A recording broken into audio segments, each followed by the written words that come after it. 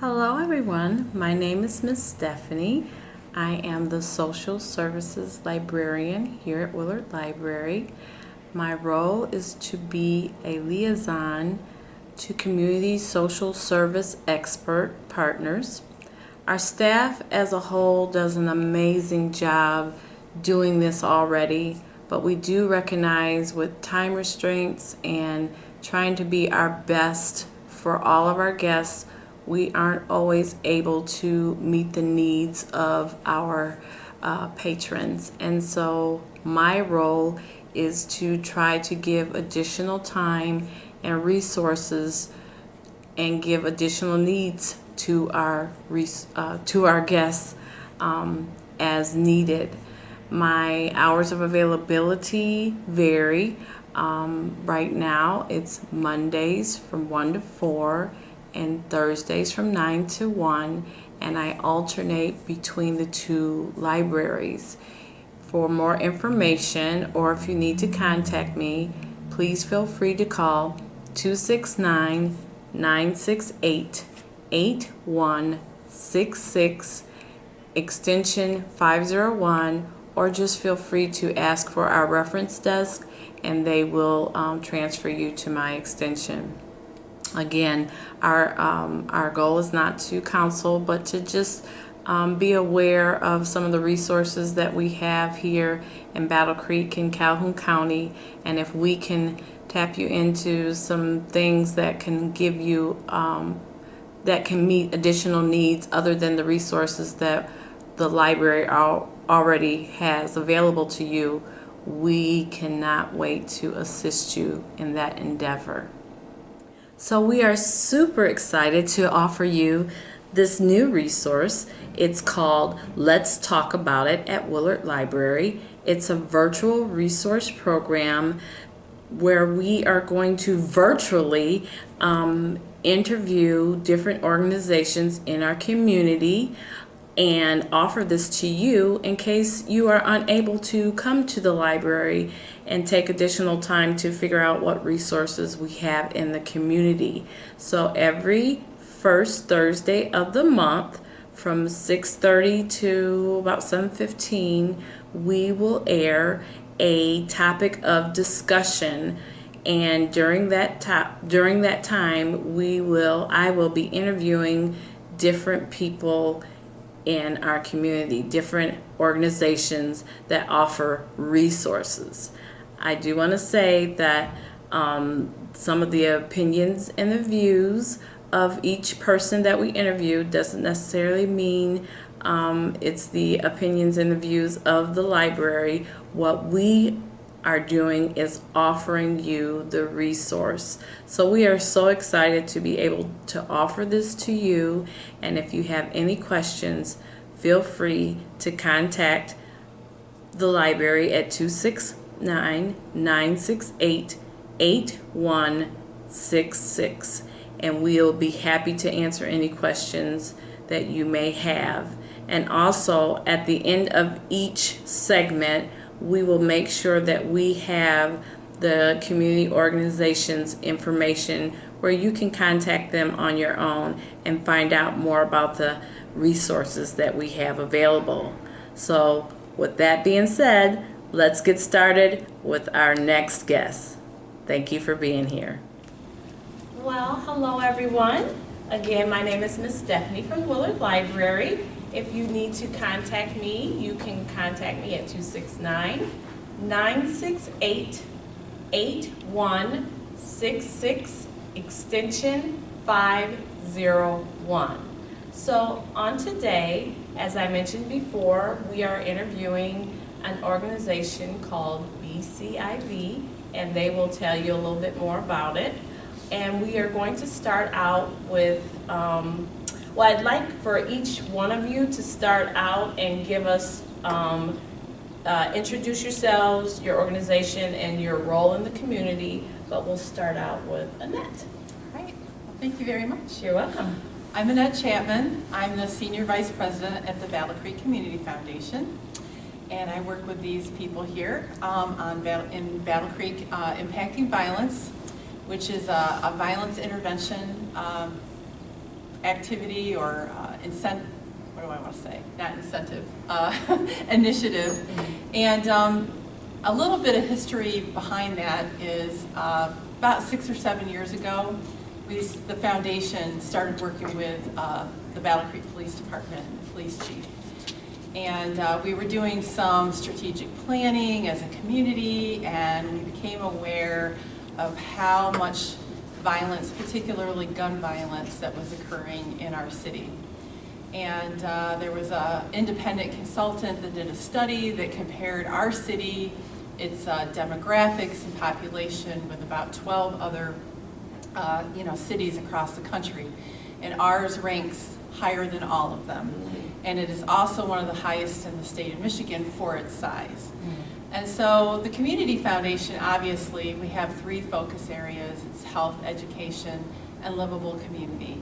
And so not only myself, but the CEO, Brenda Hunt, and our board of trustees really felt that it was important to get involved in the reduction of crime and violence in our community because it impacts so many people, some directly, some indirectly, but really as it relates to trauma and how trauma comes out among people, shows up in lots of different spaces. It's showing up within the schools, shows up, as domestic violence, lots of different things. So we began to do a little research, and we learned about different initiatives that were going on in the state. And one was D-Live over in Detroit, Michigan, and they partner with Detroit Grace Sinai Hospital with a hospital-based intervention program.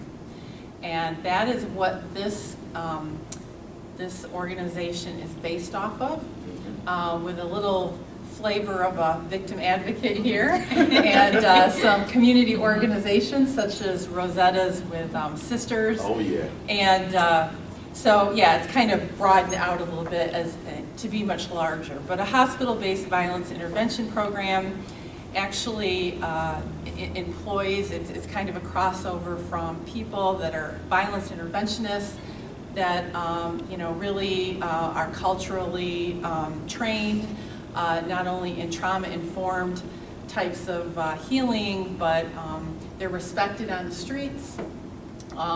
Maybe some have had experiences with law enforcement before, but the whole idea is that when a shooting or some violent activity occurs, that you meet them where they're up at the hospital, and hopefully they're ready to change their life and get out of that violent behavior and any sort of not good activity. And so the violence interventionists, John and Raul, they work with those folks in helping mentor them. They develop plans for them, whatever they would like to do, their goals and objectives, whether it's in education or housing or anything like that. So the whole idea is really the focus is between African American males between the ages of 15 and 24. And to really look at that population, because homicide is the highest rated killer, if you will, for that demographic, and really looking at how that impacts our community and trying to make a difference.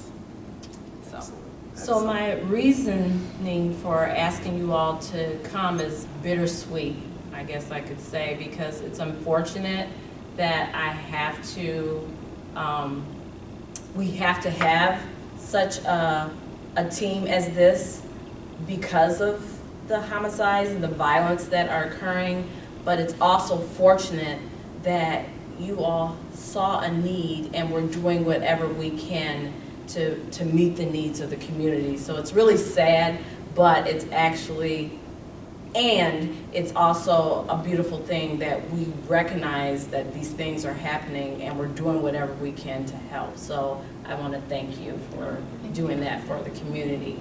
And so Alina, could you tell us your role? Absolutely. My name is Alina Robinson. I am a victim advocate. I work for the Battle Creek Community Foundation in the Battle Creek Police Department. My role is to meet the immediate needs of victims and families impacted by violent crime.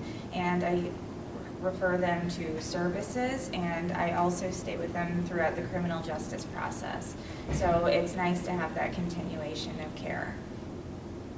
Okay, and then we have Raul and John, who kind of tag team, dynamic duo, I say.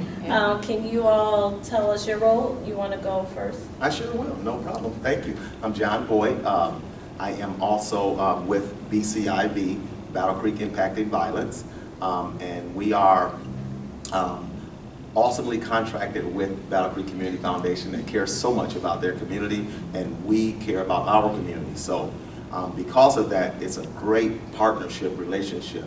And so we come together to try to, as Annette has already explained, try to meet people where they're at and help them change their lives. When we say we love our community, we're talking about the people in our community. So it's very important that we connect with them. And yes, it is also very important that we do have a working relationship with our community already. So when we were asked to come on board, it was an easy transition for us because it went right along with what we are called to do as far as serving our community already. So it has been a great pleasure and honor to be a part and just see how can we impact this violence from being on the inside, if you will. Sometimes when we're called in, it's not a good day, but we try to make it a better tomorrow. And Raul, can you tell us what BCIV stands for and maybe the contact information? Sure. BCIV stands for Battle Creek Impacting Violence. Like Pastor John Boyd just said, you know, we love our community. We want to reach out to every person that is in need, especially if they're dealing with trauma, have experienced violence, have experienced, just like Pastor John just said, it's just a horrible day. You know, like, you know, a lot of the times when we come into a scene or a situation, it's never in a happy note. You know, violence impacts everybody differently. You know, the trauma that it causes, you know, can create such devastation in a family structure. Yes. That you know, people end up imploding. People end up running away from from what they're feeling, from the trauma. And they run away in different ways. You know, some run to, you know, more violence, some run to drugs, some you know, end up getting in further trouble because they don't know how to deal with this trauma. You know, the best way the best way to contact us would be by our first name, either Raul or Pastor John at Battle Creek BCCF. BCC. I'm messing up my own email. Raul at bccfoundation.org. So, you know, you could also reach me at 269-339-2555. And, you know, we're just here to love our community, to embrace them. If you're going through something that is difficult and hard and don't know how to deal with it, we want to be able to help you navigate through that difficult time. Yes. We have a Facebook page too, by the way. Yes, we do. So you have the contact information, and there's a Facebook page, and also feel free to call the library and ask for me, Stephanie Boyd, and I will be happy to give you that contact information. And then we have Rosetta, who unfortunately is the other side of the purpose of the mission of BCIV. She has actually experienced trauma, and as a result, she is turning her pain into purpose. So Rosetta, can you tell us your role and what Sisters stand for and your contact information? My name is Rosetta Brewer. My nonprofit is called Sisters Turning Pain into a Purpose.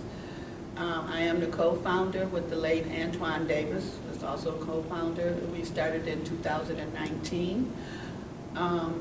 We relate and work with the moms that have lost their children due to violence. My son was murdered in January 9, 2006. We've seen an urgent need of moms coming together, so this is why we started this organization, where we can support each other.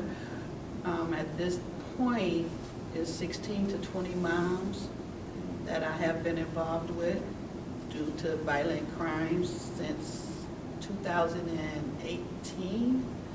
They actually started, and these are moms that's just continuously going. So we look at it 2018, and this is 2022. So that shows how many murders that we done had within 4 years, which is terrible. You can contact me at Sisters 2019 at AOL, or you can contact me at 269-419-1408. Thank you all. So now we've heard the roles of each person that are up here, and I've got a couple of questions.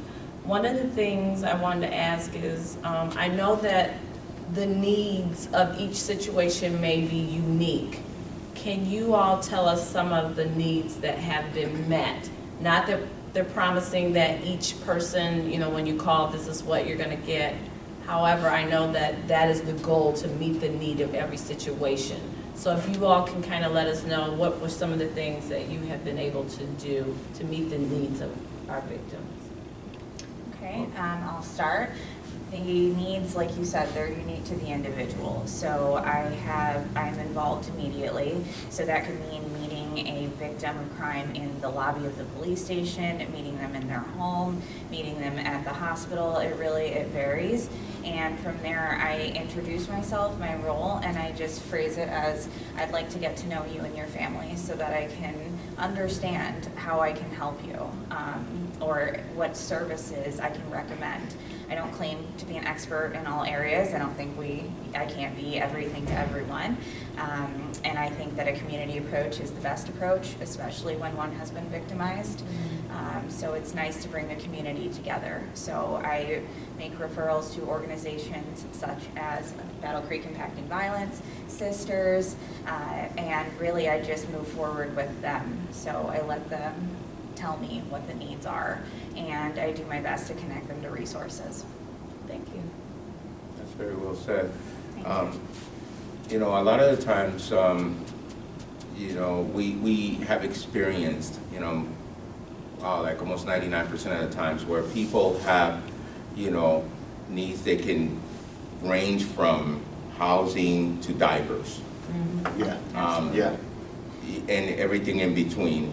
If you can, you know, think about a challenge, you know, these are the type of things that we want to be able to help individuals with. Sometimes it's just something as simple like wanting a mentor, needing someone to talk to. Other times it might just be a little bit more intricate, getting inside of a college, getting a high school diploma, you know, finding out resources in the community for housing, trying to gain employment, especially if you have a felony. You know, it's a multiplicity of different, just different types of challenges. And you wouldn't think of it, you know, initially, you know, you're just thinking like, well, you know, this person just experienced trauma.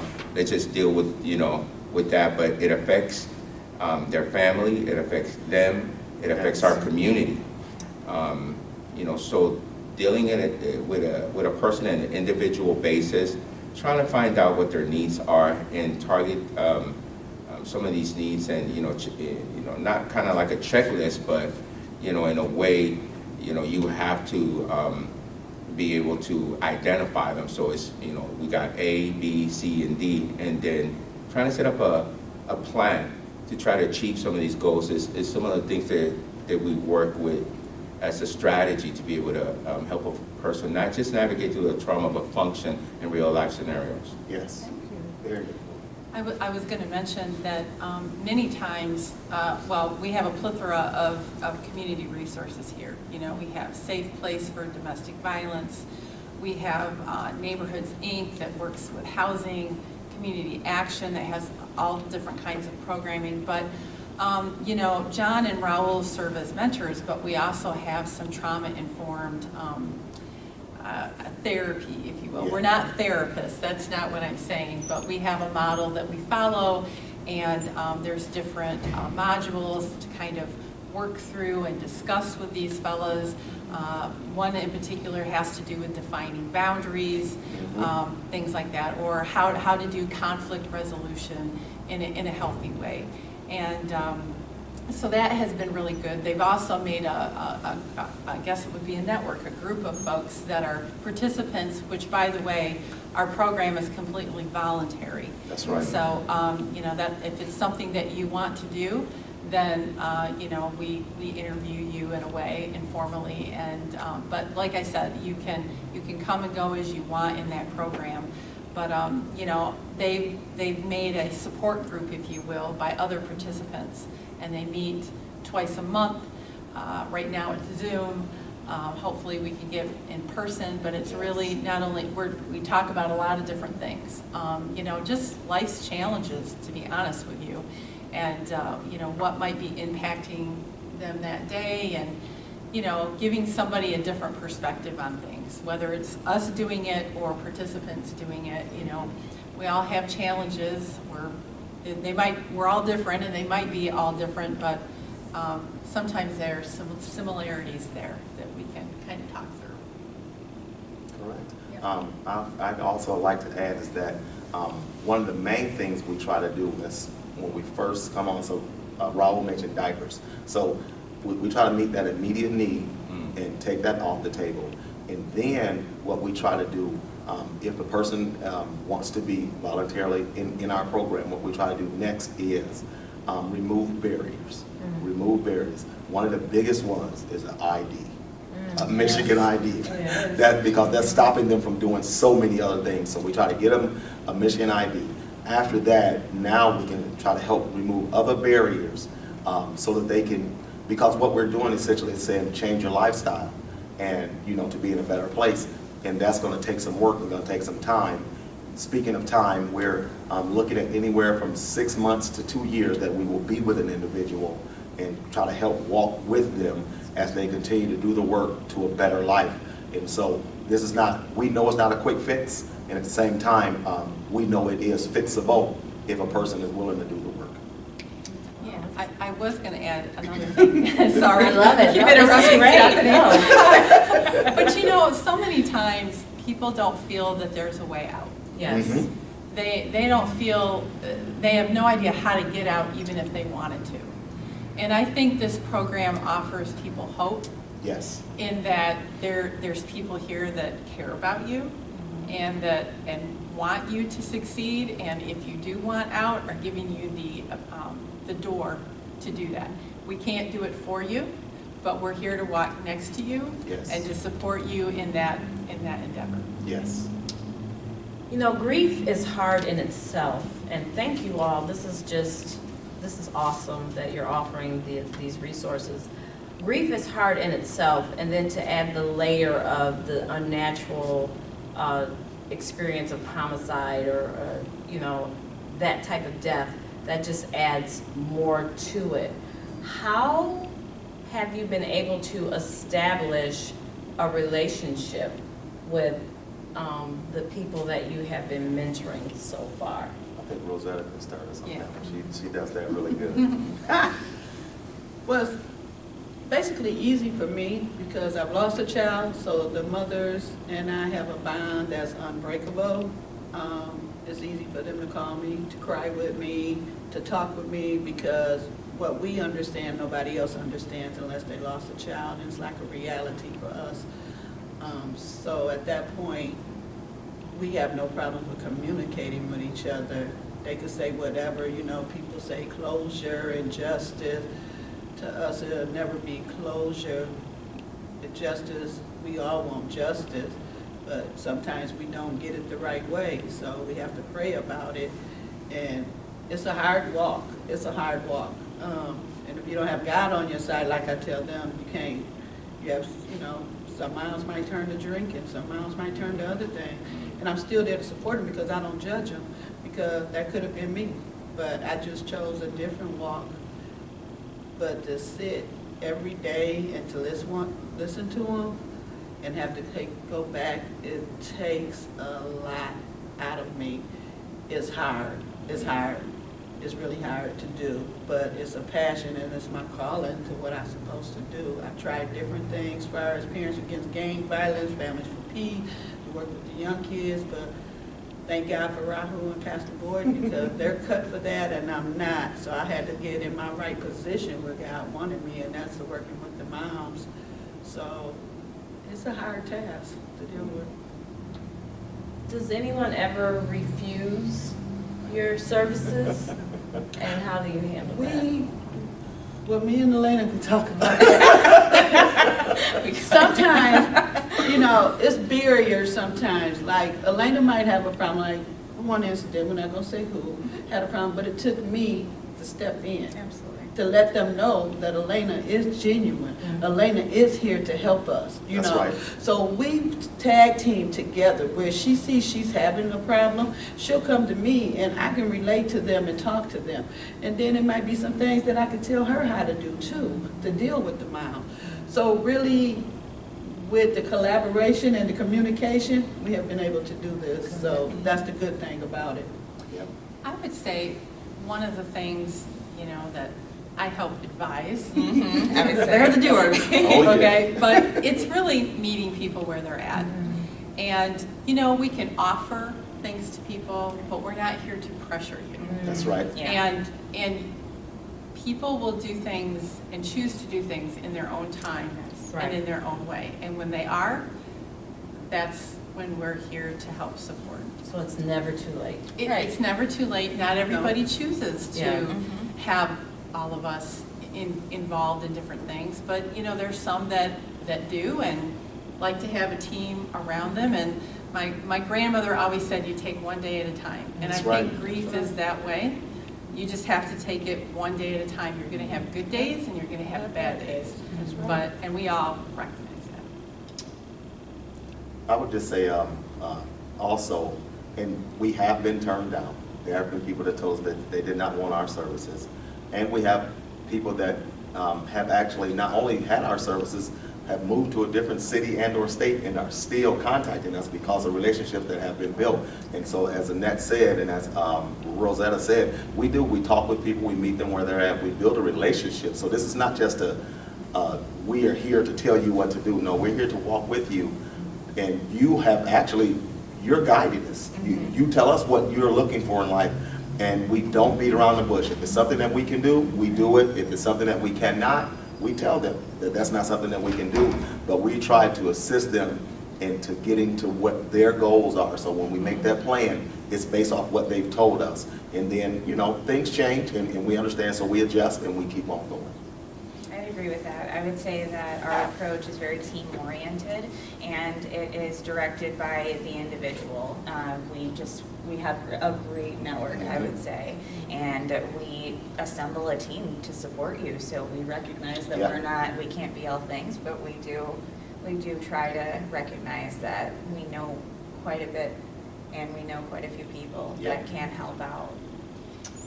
Yeah, I was going to say, I want to point out another partnership that we have. You know, this is all community-based. Yes. We're not the police department. This is all community-based. It's through the Community Foundation, and these people, as well as myself, I've lived here all my life, so they're all community members. However, we have a very strong partnership with the police department, of which they support this program wholeheartedly. And the chief always tells me this. He's like, you know, we can police like we've done that for 110 years, you know, but that's not going to solve the problem. You know, you can put people in jail, but that's not solving our community issue. The issue has to be solved by community. Yes. And by community members such as these folks right here, and you know, all of you that are out there too. And I just encourage you that if you know somebody, you know, that might benefit from our services or a program, you know, please talk to them. And they gave you all the contact information, but you can always call the Community Foundation. Yes. A couple of things, and then we'll be ending. Do you all offer resources that are that could be proactive in reducing violence in the community? And also tell the community some of the creative ways that you have marketed or let the community know that you were available, like the Washington Heights and different things like that? So I would say, I'll start us out. I say, yes, we do offer preventative, if you will. One of our great partnerships is actually with Battle Creek High School. Okay. And so we serve as on-call mentors, if you will. I've just, actually within the last week, have been like 3 different meetings where we're trying to meet students where they're at, that the educators see that they may be headed in the wrong direction. So we kind of get called in, Raul and I, and see if there's something that we can do to meet them at their need, to try to get them to make some different decisions. So that's one of our key ways. And so we do that through a partnership. We do that through community collaboration so that we can try to help individuals just get to a better place and change some things before, because we've all seen where the road leads, and so we want people to change. And then we did have a great event last summer. Y'all should have saw Annette. She was riding around in a low ride. So we actually brought a car show. And we had it in Washington Heights Community Ministries, right here on Wood Street here in Battle Creek, Michigan. And it was an awesome turnout. We had a great time. And what we really wanted to do was just let people know that we existed and what we exist to do. And so that was the message. We offered some free food. We offered some fun. And we got to see a bunch of cool cars and did a cruise through the city. It was pretty awesome. Yep. Well, I'd like to add a few things. So the other thing that we're trying to do is really get community voice. Rosetta has sponsored, her organization has sponsored a couple of different events. One was on unsolved homicides. It was a fantastic event. Yes. We had a lot of people there. And you know, a lot of folks that had experienced trauma, such as Rosetta, and the police department was there in support of that and could answer a lot of questions and educate folks on how these cases, how they work through a case and things like that. And then we had one about a month or so ago. And it really was just about voices of violence, if you will. You know, it was a public forum where people could come, and we wanted to we really want to hear from the community and different neighborhoods on what we can do to help prevent violence from happening. And you know, like I told you, Chief Blocker says, you know, it's really the community has to, we're the ones that have to solve this, right? We're the ones that have to make a difference here. And we do our best at brainstorming, and we do, but we really need to hear from community what we can do. And we try to go where people are at. Sometimes we have, you know, events where people come to, but we would really like to hear from all of you on some ideas that you might have that we could do that you might think would make a difference and prevent violence maybe in your neighborhood or the community at large. And you know, we're going to be doing some more events. We wanted to do them quarterly, so we'll have one here this spring, one in the summer, one in the fall, and then we'll do it all over again. But sometimes we get the same people come into these events and we're, you know, preaching to the choir here, you know, because they're all on board. But we need to hear particularly from young people. Yes. You know, yes. we need to hear what you're thinking and what you're experiencing and some of the struggles that you're having and how you might think we could go about things differently. You know, the definition of insanity is always doing things over and over the same way and expecting different results. So one thing I love about this group and the Community Foundation as a whole is that we try to think outside the box. And we love new ideas and we're not afraid to try them. So if you see one of our events, please, you know, please come. Yes. And we want to hear what you say. I sit there and I take a lot of notes. Yes. So that, you know, we actually, you know, can bring some of those things to fruition. We'd really like to do that. Thank you. Can you go ahead and give us your contact information one more time? Oh, sure. So it's Annette Chapman. I'm at the Battle Creek Community Foundation. Our number is 269-962-2181. Or my email address is Annette, ANNETTE, @bccfoundation.org. And we also have the foundation has a Facebook page and BCIB has a Facebook page. And Sisters has a private Facebook page for the mothers.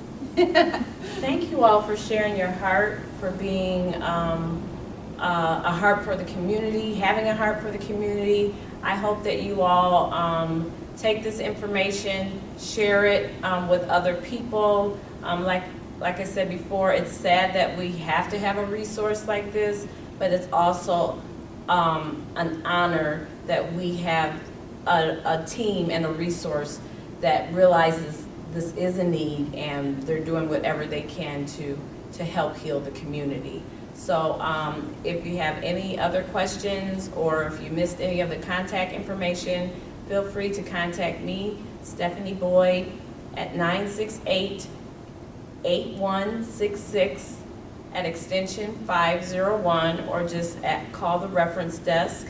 And feel free to go back and look at some of the other. Last month we interviewed Summit Point. Next month we will be talking about suicide, because May is Mental Health Month. And we just appreciate you sharing this information and taking time out to listen to what Battle Creek has to offer. Thank you and have a good day. And hope to see you. Like, if I may add one more thing. Oh, sure, go ahead. Okay. Can we edit it so it's like actually the event part? Sorry. April 24th through the 30th is National Crime Victim Rights Week, and I work with all of these individuals to honor the community, and we're going to host a series of events this year. So as we develop our plans, be on the lookout, please, and forthcoming information. Yes. Awesome. Thank you for sharing that. All right. Thanks, Stephanie. Thank you.